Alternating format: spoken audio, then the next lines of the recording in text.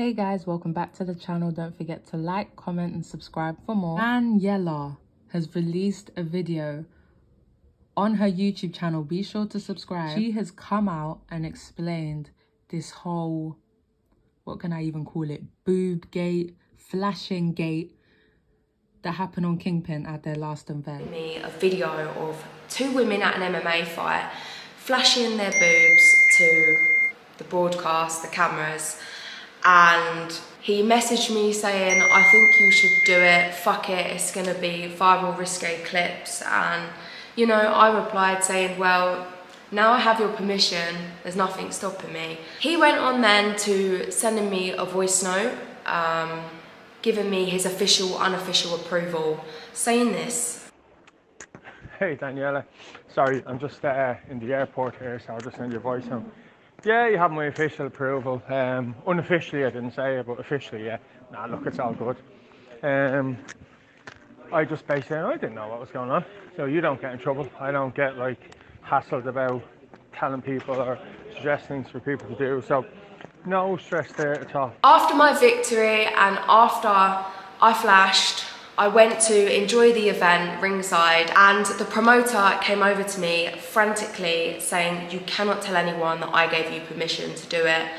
And I just turned around and said, as long as I don't get in trouble, that's absolutely fine. A few days later, I had the promoter frantically calling me, blackmailing me on the phone, saying if anyone finds out that I gave you permission, then I'm going to lose custody of my 12-year-old child that I've been trying to get for the past 3 years. He was also trying to make me accept a statement that Kingpyn had to put out, and they ended up publishing that statement that I was not comfortable with, which really threw me under the bus. He also on the phone said, you know, I'm going to present you with a contract tonight saying that you're going to be paid your final fight purse, you're going to be reimbursed the final fight purse, and also I'm going to guarantee you a fight in Brazil in December, which they were hoping to do. Still to this day, I haven't received a contract.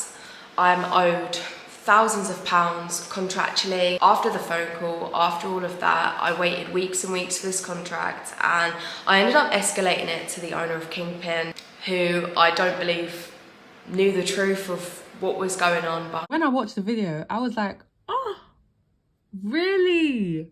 I saw her Twitter yesterday saying she was going to post a video today explaining how she was blackmailed into flashing at the Kingpyn event, but I did not think it was going to be this deep. Like, the evidence she has and the things she was saying, like, it's actually really crazy. The thing for me is that Daniella did say yesterday that she was blackmailed, but now she's saying she got permission. I think when she's saying that she was blackmailed, she's saying as in he was gonna pay her to keep it like quiet, like pay her purse and make sure that she's on the fight in December in Brazil so that she doesn't say anything. I think that's what she meant by being blackmailed. I don't think she meant she got blackmailed to flash. She got permission to flash, but when it comes to blackmail, I think she meant as in her keeping quiet about him giving her permission to do it. That's what I think she meant by blackmail. I don't know, but that's what I got, because I was confused and she was saying blackmail, but then permission. But I think that's what she meant. Obviously, I'm not involved. That's a crazy situation. And I get it. I looked through her comments and people are like, oh, you just can't blame the guy. You just can't blame the guy. We can't just take away the blame from who told her to do this. That's a part of Kingpyn. You can't just take away the blame. Like, yes, I get it. Daniella, you know, should think for herself whether it's an appropriate thing to do to flash when she knows that there's young viewers watching. And again, I do understand from her point of view, like, you got permission to do this. You didn't think you were going to get in trouble. You didn't think you were going to receive backlash. You thought everything was going to be okay. You wanted to go viral. He wanted you to go viral. So you did it. My opinion, I think they're both at fault. But if it is true that he told her to do this, I think he's more at fault than her. I told you guys I had a feeling that Paige Cakey versus Tennessee Fresh is going to be on this Prime card. I watched Paige Cakey on Danielas' channel. She's a UK YouTuber and podcaster where she was kind of interviewing Paige Cakey. And she talked about boxing and the potential of her fighting on the Prime card. Us if you want one. But Calorie watching. yeah, you're watching your calories. We're gonna get. Why are you watching your calories? I'm watching my figure. Because I've done so well to get to where I am. Yeah. I lost 1.5 stone. And I just want to maintain it because, you know, it could be another fight around the corner. Could there? Could be. Oh. I'll ask you more about that later. Hold on, before I open this. So let's talk about boxing for a minute, actually. So, have you decided to fully become a fighter now? Like an influencer one, yeah, because I don't know. Oh, You make a mess? no, I thought it fell the other way. It didn't. Do you know why I love it? Because it sets me a goal. Life is great, but I want a goal. And with boxing, there's a quick end goal. You train super, super hard until the goal of the fight, to win the fight. So Okay. I like the whole fact that it's like a lead up to something. I'm training. You know, I'm all about healthy eating. Mm-hmm. Healthy living, healthy eating. Yeah, have a little 2, 4, 5 drinks. But I'm all about healthy eating and healthy living. So it's it fits into my lifestyle. And it's the bag. Okay, so have you got any fights coming up then? Well, right now I'm hoping to do a rematch in October. Praying and hoping. What, with Danielas? Yeah, she wants a rematch, so... Well, why? She lost. Exactly. She lost, and you know what? I wasn't going to do it. I'm just to prove a point, I have to win again. As soon as... Obviously, in all honesty, I'm waiting to see if I'm fighting, yeah? If I'm fighting in October, then I'm going to fly out straight after. We're going to go straight to Orlando, Florida.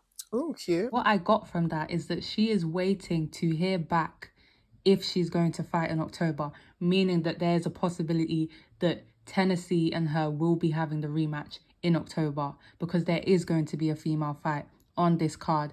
I always thought that maybe it could be Astrid Wet, but because of what Paige Cakey's saying here, her waiting to get the call back from Mams to see whether this is going to take place, I'm thinking it could be them, you know. And I low-key want it to be them.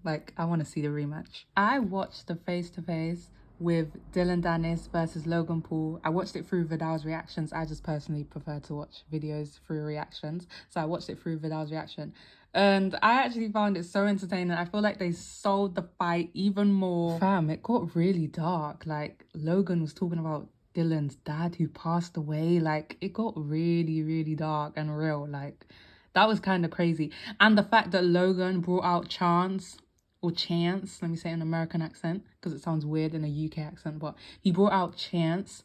And I can't lie, that was good from Logan to bring him out because of the whole situation that happened with him. But Dillion kind of handled it well. He was laughing it off and he even said that was good, that was funny. Think funny, Chance is gonna sick your I'll give him that, it was funny. I don't mind. Yeah, even Dylan, that's Logan bringing out Chance was good, but I feel like Dillion handled it well, so it kind of didn't hit the way it was supposed to hit, you know? Dillion didn't really say anything that we haven't already heard on Twitter. It was just the usual, your wife this, your wife that. I don't really like that, but that's what he's chosen to do. This face-to-face, I don't really know who won.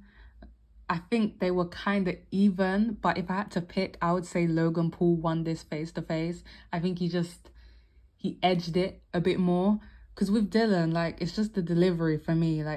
Because he mumbles, anything he says, it doesn't hit for me. The delivery is everything when you're doing face-to-faces or press conferences. And because he mumbles and messes up his words so much, it just doesn't land the same. It don't hit. So I'm going to give it to Logan. Master Uguay, who was supposed to be fighting Simba on the 009 card, came out with this TikTok video saying that Simba has pulled out. Guys, he dropped out of the fight. All this shit talking I did. All this roasting between each other. I even made a diss track. And he pussied out. He pussied out from the fight. I can't believe it. All this training I did was for nothing as well. Unbelievable. I was gonna fight on Misfits, bro. Simba then replied to the TikTok video explaining why he can't do the fight. I'd like to clarify right now that I did not drop out of the fight. It was highly insisted by my doctor, by my trainer, and the whole team that I do not fight in this fight due to the condition that we now know and has been confirmed to Thursday, right? Yeah, Thursday, that I cannot fight. But let me give you a backstory so you don't understand what's been going on. For the last 3 weeks, I've been throwing hard left and then my shoulder's been popping out. Ubre knows all of this. I've been traveling back and forth from the hospital, getting treatment, because every single time I throw hard left or I try to undercut, my shoulder pops out and my trainers had to pop it back in. Uguay's understood that I've been going back and forth, hospital training, hence why I got off social media. But this guy continued to post tweets, diss tracks. I'm the one that came up with the idea to do diss tracks. My man's doing diss tracks. He knows that I'm in back and forth in hospital. He knows I might not even be doing the fight. He's known for time. But the guy just wanted clout, just wanted to capitalize, just tweeting and chatting shit. Now, doctors confirmed today, I've got a gap between my joints right here. So every single time that I am going to try and throw the left, highly likely my shoulder's going to pop out again. They've now put me in a sling and I've been told that I cannot do any physical work with this arm for the next 6 weeks. You guys know all of this. I mean, it's a shame. We haven't seen any of them fight on Misfits, so we haven't really built that relationship. So I don't really know if the fans care as much. I would have liked to see Simba fight because I actually listen to his music. I love Rover, but it is what it is. Hopefully we'll see him one day. So Whindersson Nunes versus my mate Nate will be on the Prime card October 14th.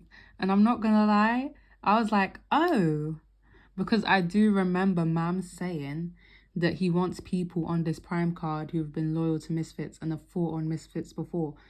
Obviously, my mate Nate and Whindersson have not fought on Misfits, so they're not loyal to Misfits as of yet. So I was a bit like surprised to see that they were on the Prime card. But then again, Mams has said that he's taken back what he said before about only putting people who have fought on Misfits before. So mate Nate and Whindersson Nunes both have a big audience, so hopefully they draw in eyes. That wasn't the case for Kingpyn, but you never know, on Misfits they could add a good addition to the pay-per-view numbers, and hopefully they do. I'm actually intrigued in seeing this fight, like I actually am. So I think it's a good addition. Anyways, guys, those are the few things that I've seen going on the past 2 days. I'll be back with another video soon. Don't forget to like, comment, and subscribe, and I'll see you in the next video. Bye, guys.